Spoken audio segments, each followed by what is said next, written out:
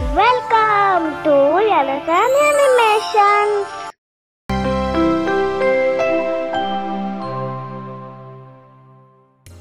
ಒಂದು ಊರಿನಲ್ಲಿ ಗಂಗಣ್ಣ ಎಂಬ ವ್ಯಕ್ತಿ ಇದ್ದ. ಅವನು ದೈವ ಭಕ್ತನಾಗಿದ್ದ.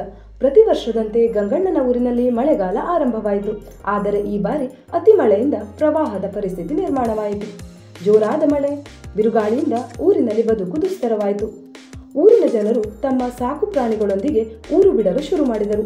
ಆದರೆ ಗಂಗಣ್ಣನಿಗೆ ಊರನ್ನು ಬಿಡಲು ಇಷ್ಟವಿರಲಿಲ್ಲ. ದೇವರು ನನ್ನನ್ನು ಕಾಪಾಡುತ್ತಾನೆ ಎಂದು ಆತ ದೃಢವಾಗಿ ನಂಬಿದ್ದ. ಅದಾಗಲೇ ಅನೇಕ ಜನರು ಊರು ಬಿಡಲು ಆರಂಭಿಸಿದರು. ಗಂಗಣ್ಣ ಮಾತ್ರ ಮನೆಯಲ್ಲಿಯೇ ಇದ್ದ. ಅದೇ ಮಾರ್ಗವಾಗಿ ಹೋಗುತ್ತಿದ್ದ ಪಕ್ಕದ ಮನೆಯವರು ತಮ್ಮ ಜೊತೆ ಬರುವಂತೆ ಗಂಗಣ್ಣನನ್ನು ಕೂಗಿ ಕರೆದರು. ಆದರೆ ದೈವಭಕ್ತನಾದ ಗಂಗಣ್ಣ ಅವರ ಜೊತೆ ಹೋಗಲಿಲ್ಲ. ಪ್ರವಾಹ ಹೆಚ್ಚಾಗಿ ಗಂಗಣ್ಣನ ಮನೆಗೆ ನೀರು ಬರಲಾರಂಭಿಸಿತು.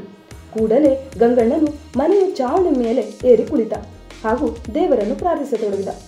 ಸ್ವಲ್ಪ ಹೊತ್ತಿನಲ್ಲಿ ಇನ್ನೊಂದು ಮನೆಯವರು ಗಂಗಣ್ಣನನ್ನು ಮನೆ ಬಿಟ್ಟು ಬರುವಂತೆ ಕೇಳಿಕೊಂಡರೂ ಕೂಡ ಗಂಗಣ್ಣ ಹೋಗಲಿಲ್ಲ. ದೇವರು ನನ್ನನ್ನು ಕಾಪಾಡಿಯೇ ಕಾಪಾಡುತ್ತಾನೆ ಎಂದು ದೃಢವಾಗಿ ಕುಳಿತ. ಪ್ರವಾಹ ಇನ್ನಷ್ಟು ಹೆಚ್ಚಿ ಅವನ ಮನೆಯು ಮುಳುಗುತ್ತಿದ್ದಂತೆ ಮನೆಯ ಪಕ್ಕದಲ್ಲಿರುವ ಎತ್ತರದ ಮರವೇರಿ ಕುಳಿತ. ಕೊನೆಯದಾಗಿ ಹೋಗುತ್ತಿದ್ದ ಇನ್ನೊಂದು ದೋಣಿಯವರು ಬರುವಂತೆ ಕರೆದರು. ಅವರಿಗೂ ಕೂಡ ಇವನು ಇದೇ ಉತ್ತರವನ್ನೇ ಹೇಳಿದ. ಹಾಗೆ ದೇವರನ್ನು ಬೇಡುತ್ತಾ ಕುಳಿತುಕೊಂಡ. ಊರಿನ ಜನರೆಲ್ಲ ಹೊರಟು ಹೋಗಿದ್ದರು. ಗಂಗಣ್ಣನು ಮಾತ್ರ ಒಬ್ಬಂಟಿಯಾಗಿ ಮರವೇರಿ ಕುಳಿತುಕೊಂಡ. ಪ್ರವಾಹ ಹೆಚ್ಚಾಗಿ ಆತನು ಕೊಚ್ಚಿಕೊಂಡು ಹೋದ ಮತ್ತು ಆತನ ಪ್ರಾಣ ಹೋಯಿತು.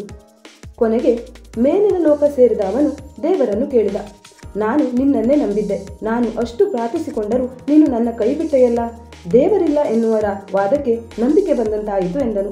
ಆಗ ಭಗವಂತನು ಮುಗುಳ್ನಗುತ್ತಾ ಹೇಳಿದ, ನಿನ್ನ ಭಕ್ತಿಯಲ್ಲಿ ಯಾವುದೇ ದೋಷವಿಲ್ಲ. ನೀನು ಪ್ರಾರ್ಥಿಸಿಕೊಂಡ ಕೂಡಲೇ ದೋಣಿಯನ್ನು ಕಳುಹಿಸಿದೆ. ಒಂದಲ್ಲ 3 ಬಾರಿ ಕಳುಹಿಸಿದೆ. ಆದರೆ ನೀನು 3 ಅವಕಾಶವನ್ನು ಉಪಯೋಗಿಸಿಕೊಳ್ಳದೆ ಕೈ ಚೆಲ್ಲಿದೆ ಎಂದಾಗ ಗಂಗಣ್ಣನಿಗೆ ತಪ್ಪಿನ ಅರಿವಾಯಿತು. ಮನುಷ್ಯನು ಅವಕಾಶಕ್ಕಾಗಿ ಹುಡುಕಬೇಕು, ಆದರೆ ಸಿಕ್ಕ ಅವಕಾಶವನ್ನು ಕಳೆದುಕೊಳ್ಳಬಾರದು. ಸಿಕ್ಕ ಅವಕಾಶವನ್ನು ಬಳಸಿಕೊಳ್ಳದೆ ಕೈಕಟ್ಟಿ ಕುಳಿತರೆ ದೇವರು ಏನನ್ನೂ ಮಾಡಲಾಗುವುದಿಲ್ಲ ಎಂದು ಈ ಕಥೆ ತಿಳಿಸುತ್ತದೆ. Thanks for watching.